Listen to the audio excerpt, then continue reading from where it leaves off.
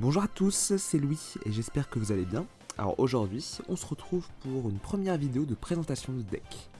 Alors, je vais vous présenter du coup le deck Solrock Celerock, qui est le premier deck avec lequel j'ai joué en compétition.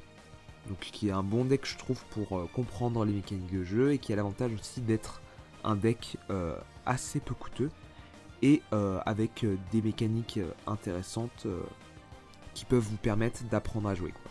C'est un deck One Prizer, c'est-à-dire qui utilise des Pokémon de base et qui ne donne pas plusieurs cartes récompenses à l'adversaire. Et il se base sur le combo de Celerock et de Solrock. Alors avec du coup Celerock en attaquant principal, même en seul attaquant, avec du coup son attaque Kinésie Lunaire qui inflige 30 dégâts pour chaque énergie psy, 30 dégâts supplémentaires à 30 dégâts. C'est-à-dire que si vous avez 3 énergies psy attachées, vous allez faire 120 de dégâts au Pokémon de l'adversaire. Et il se combotte avec Solrock, qui avec son talent énergie solaire permet de placer des énergies psy de votre pile de défausse sur vos Celerock. Donc vous l'aurez compris, le but est en fait de mettre des énergies psy en pile de défausse un maximum et d'avoir le plus de Solrock sur le terrain possible pour charger au maximum un Celerock et pouvoir faire des OHKO ou des 2 HKO sur des gros Pokémon. Pour s'aider à ça, on a Amphinobie Radieux qui nous permet de piocher des cartes en sacrifiant une énergie psy. On a Manaphy qui nous permet de protéger en fait notre banc des dégâts des Pokémon adverses, qui est très utile du coup dans un deck comme celui-ci puisque nos Pokémon ont vraiment très peu de points de vie. Et puis après on a différentes cartes, donc voilà, par exemple le Pokéstop qui se combatte très très bien avec le deck, puisque on va défausser 3 cartes et récupérer les cartes objets dans les 3 cartes qu'on a défaussées, mais ça veut dire qu'on peut aussi défausser des énergies psy et les mettre dans notre défausse pour pouvoir les charger sur nos Pokémon. On a du coup également la valise de secours qui est très utile pour pouvoir aller rechercher des Pokémon dans la pile de défausse une fois que les Celerock ou les Solrock ont été mis KO par l'adversaire. On a du coup pour se mettre en place rapidement le pass de combat VIP, les Faible Ball. On a aussi la Mass Ball d'issue puisque si on a des Pokémon qui sont en carte récompense, ça peut devenir très vite problématique. Et puis sinon on a la boule de cristal de brume qui permet d'aller chercher des énergies psy, qui va très bien dans un deck psy. On a les chaussures de randonnée qui vont permettre à la fois de piocher et de pouvoir sacrifier des énergies psy. On a les échanges croisés qui vont un petit peu jouer le rôle d'ordre du boss. Mais pourquoi on joue pas ordre du boss dans ce deck là? C'est en fait parce que je considère qu'on a trop besoin de notre autre carte supporter du tour pour pouvoir être efficace. Donc au début du jeu, les recherches professorales bien sûr, qui vont permettre de facilement mettre des énergies psy dans la défausse et également de piocher des cartes pour pouvoir s'installer le plus rapidement possible. La résolution d'Amaryllis, une carte très très utile, voilà, qui permet de sacrifier 2 cartes, donc voilà, même logique, et de piocher pour autant de Pokémon qu'il y a en jeu que l'adversaire, donc ça peut être aussi un bon moyen de piocher. On a Saturnin, qui va permettre d'éviter que l'adversaire s'installe trop, voilà, en limitant à 3 ses Pokémon de banc, tout en piochant des cartes. Et on a une des cartes les plus importantes bien sûr de ce deck, qui est Roy, et en fait qui va permettre de prendre un ascendant de 1 énergie par 1 énergie à chaque tour si on a pris un KO, en plaçant une énergie psy de notre défausse à un de nos Pokémon, en plus de notre placement d'énergie du tour et de nos talents des Solrock. Et ça nous permettra aussi d'aller chercher des cartes, notamment par exemple des échanges croisés, si besoin, en fin de partie, pour pouvoir terminer. Donc voilà. On a aussi les registres amis qui vont permettre de remettre des cartes supporters dans le deck et de jamais tomber à court de cartes. Voilà, je pense que je vous ai à peu près tout expliqué sur le deck et on va partir tout de suite pour une partie pour vous expliquer. Et on trouve un adversaire, c'est parfait. Alors ce deck, il faut savoir que c'est un deck que je jouais avant la sortie de Evolution Apaldea. Je pense pas qu'il soit forcément du coup maintenant viable, mais c'est un très bon deck pour pas cher. C'est un bon deck aussi pour apprendre à jouer. Donc voilà, si vous voulez en fait aller essayer de faire des tournois IRL, bah, je vous conseille de construire un deck comme celui-ci, puisque on va dire que pour tester, c'est vraiment pas mal. Alors, on va décider de ne pas jouer en premier, alors contrairement à de nombreux decks, en fait, parce que avec le deck Solaro Accelerock, le but ça va être d'être toujours avec une carte récompense d'avance sur l'adversaire. Du coup, on va en fait bien aimer être le premier à pouvoir attaquer, puisque le but ça va être dès le premier tour d'être en capacité d'attaquer. Donc, on va placer notre Accelerock et on joue contre Zone Perdue. Alors Zone Perdue, voilà, c'est le genre de problème de ce deck, c'est que on n'a pas du tout le match-up pour le coup, mais ce n'est pas très grave. Là le but c'est de vous montrer comment le deck tourne, et normalement ça devrait nous laisser sensiblement tourner le deck, donc ça va être pas mal. Alors là on a notamment Amphinobie Radieux qui va pouvoir être en attaquant, et du coup prendre des KO si on ne place pas Manaphy sur le banc. Donc ça va ralentir en plus notre building de Celerock et de Solararock. Mais c'était pas très grave, ça va le faire. Alors, à notre tour.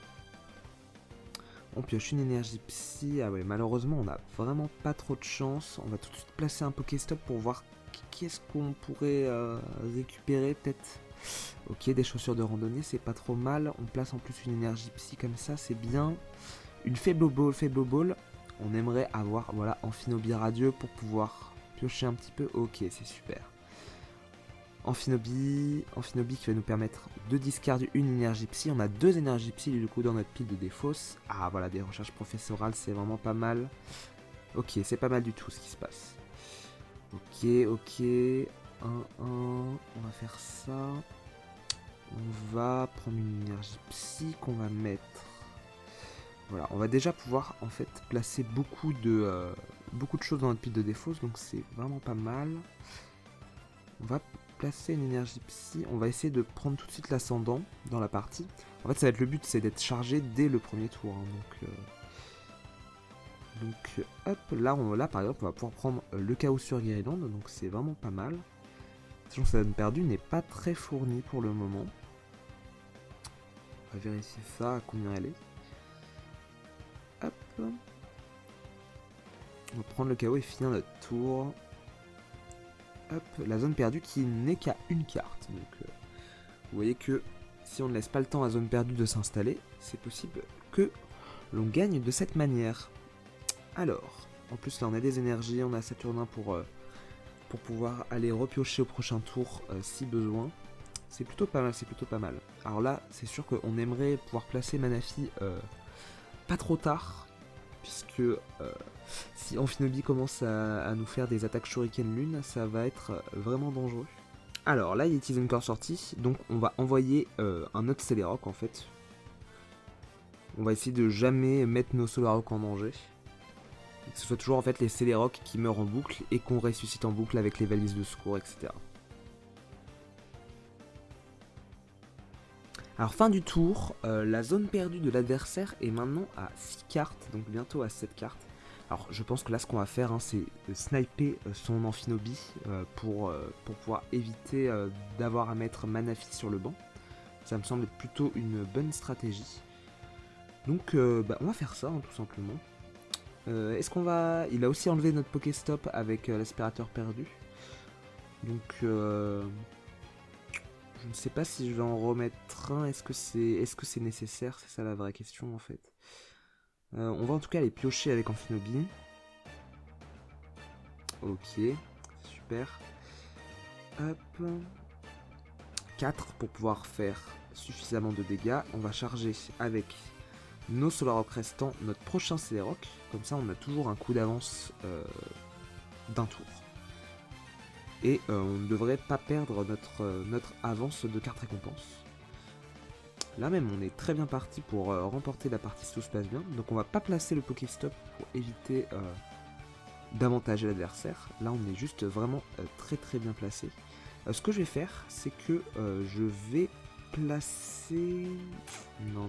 Est-ce que je replace... En fait, la question c'est est-ce que je replace un Celerock dans le cas où il tisonne Yono. Mais je pense pas, ça devrait le faire. J'ai pas forcément envie. Je vais juste tout simplement prendre le KO avec Celerock sur Amphinobi. Et maintenant on risque plus de KO de la part d'Amphinobi, à moins qu'il utilise une canne à pêche. Mais ça arrivera plus tard dans la partie si ça doit arriver. Donc là on arrive au moment intéressant puisqu'il va arriver à 7 cartes récompenses, 7 cartes dans la zone perdue. Et il va donc pouvoir utiliser le portail Mirage pour charger ses Pokémon. Ça peut commencer à poser problème.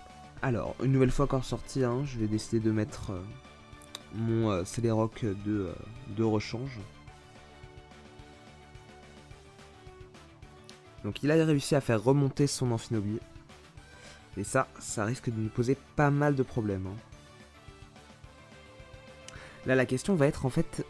A-t-on pris assez d'avance en carte récompense pour ne pas être mis en danger? Ça va vraiment être ça.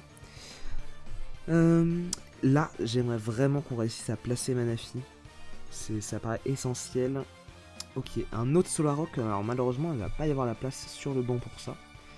Mais par contre, ce qu'on va faire, c'est on va utiliser notre Saturnin. Je pense. En fait, on a deux choix. Soit on va chercher avec Roy Manaphy, soit un petit Saturnin pour empêcher l'adversaire d'avoir beaucoup de Pokémon sur le banc. Je pense, après réflexion... Non, ok. Après réflexion, je pense que je vais faire Roy. Voilà. Alors, ça va juste temporiser le problème, mais...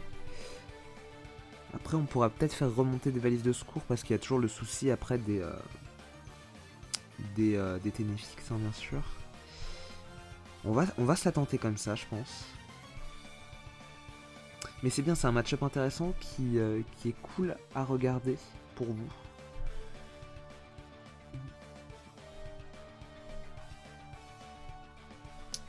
Et on va passer une énergie psy. On va aller chercher. Donc ça sert à rien de placer plus de 4 énergies psy sur nos Pokémon. Hop. Qui est pas très utile malheureusement.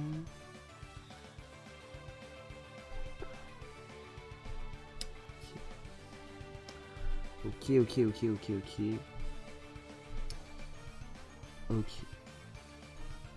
Donc plus que 3 tours à tenir. On va espérer que ça le fasse. Je suis pas convaincu, mais on va tout faire pour en tout cas. Alors ouais, là il a placé pas mal d'énergie, mais il va peut-être tomber à court de portail perdu en fait. Parce qu'il m'a déjà utilisé 2. Il faut qu'on voit quelle stratégie on va mettre en place en tout cas. Ok. Ah, il décide de pas du tout toucher mon Manaphy. Pourquoi pas. Mais là, il va vraiment prendre de l'avance en 4 récompenses. Ça me fait un peu chier. Ok. Alors, on va voir comment on va s'en sortir. Comment on va essayer déjà de s'en sortir. Ok. On a la chance d'avoir un autre Celerock. Et pouvoir déjà juste se placer comme ça.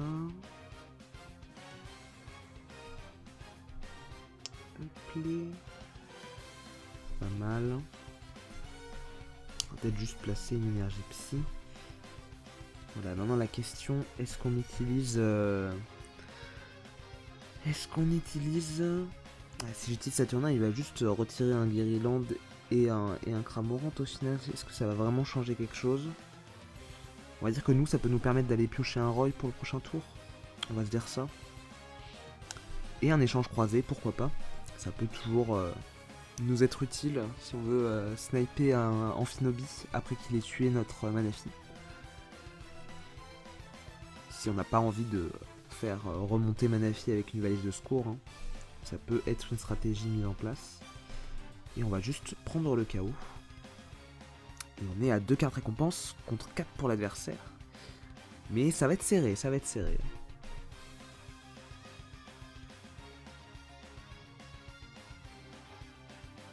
Et il décide du coup de tuer notre Manaphy, comme on pouvait s'y attendre. Alors là, il va falloir soit tuer le Amphinobi, soit soit faire remonter Manaphy. On va voir qu'est-ce qui est le mieux à faire.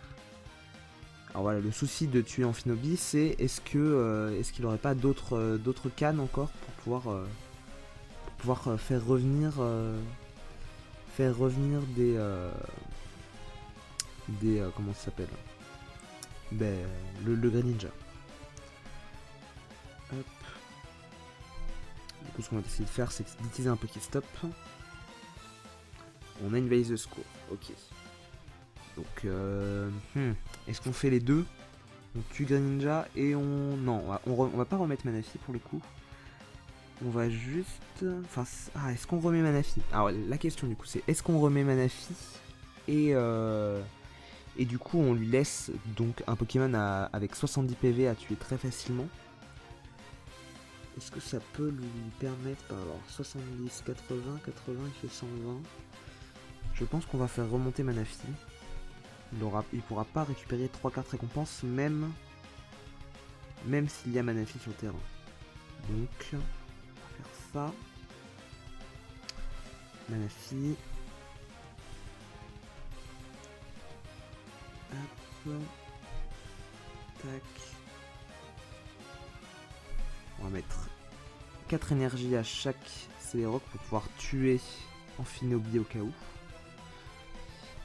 S'il y a une Yono ou quoi.